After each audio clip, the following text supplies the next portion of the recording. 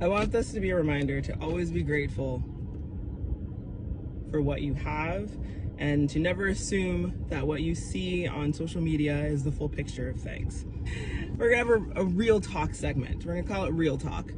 And this is where I wanna just kind of break away from the glitz and the glam and all of the filters and all of the edits that you see on like photos or pictures that I post. And that's me, that's my energy, that is who I am. But sometimes real life is just me sitting in my car, disassociating between transitions and just thinking and reflecting on events that have transpired and things that have occurred. And one in particular is that, unfortunately, in my family, at my house, our water was cut off. And nobody freak out. If your family or friends who know me, don't panic. Everything's good. It'll be back on. And it was only shut off for 2 days. And the reason why is because the auto pay that normally comes out, for whatever reason on the utilities company side, they canceled it. And so obviously they had took the money out and then they gave the money back. And then they were like, you didn't pay the money. And so, but we resolved it once we figured out, oh wait, what's going on? And we got the notification on the door. And again, the emails that they had apparently and supposedly sent out didn't make it to our main box, even though they show up in the account. So that was wild, weird situations. But because of all of that, it then meant that the water was shut off and then it takes a little bit of time for them to turn it back on. So again, everything's good. And by the time you're seeing this, we probably have water. Going through this particular situation and having to kind of like brainstorm of like, okay, that means we can't flush the toilets. That means we can't take a shower. That means we can't brush our teeth. What are we gonna use? And so luckily we have random water bottles, and I went to Costco, that's where I'm at right now, in a parking lot of Costco, actually picking up more water so we can go and do the things that we've been so accustomed to and don't even think about because we have running water all the time.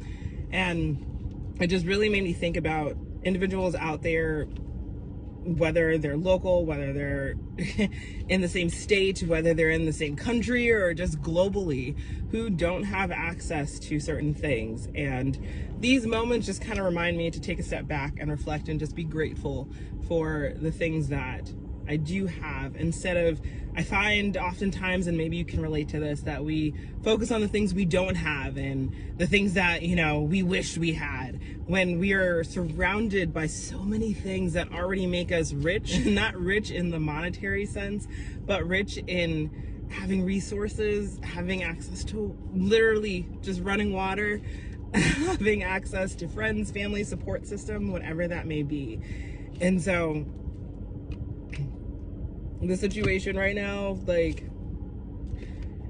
looking back, it's gonna be a blip, and it's definitely like taught us like, hey, we should probably make sure we pay attention to the auto pay, which again, very minor when it comes to bigger life problems, right? That this wasn't a situation that we didn't have water for months at a time, and we didn't have clean water for years at a time. I know there's some places that that's the case. And so it's really making me sit and reflect and just be grateful that I can go and get bottles of water to kind of compensate for the water that we don't have. And that, again, it's a very temporary situation, that it's only 2 days of not having water. And again, 2 days compared to what some others are going through is nothing. And also that we have access to going to other places, that I can get in my car and go drive somewhere else to go to the bathroom, or that I can get in my car and go and get water, and I can buy water. Like, some people can't even do that. You're still with me at this point. I want you just to stop and reflect and to just recognize that, yes, there are probably lots of things that you want and you don't have and that you are seeking. But just please be grateful for the things that you do have, because there are others who are looking at you wanting those same things.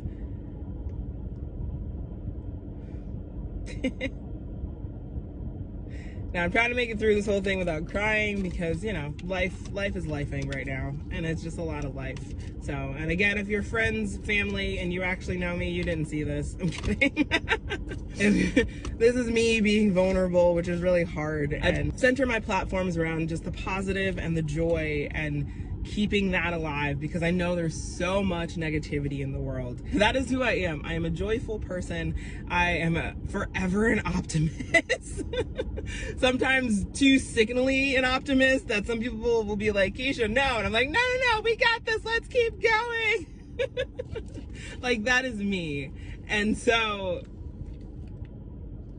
but there's also this side of me that sits and reflects and thinks and contemplates about all the various things in life. And so this situation it was one of those moments that I had to sit and reflect and just recognize all that I do have in life and just be grateful. So I thank you for making it this far and for joining me on this Real Talk segment.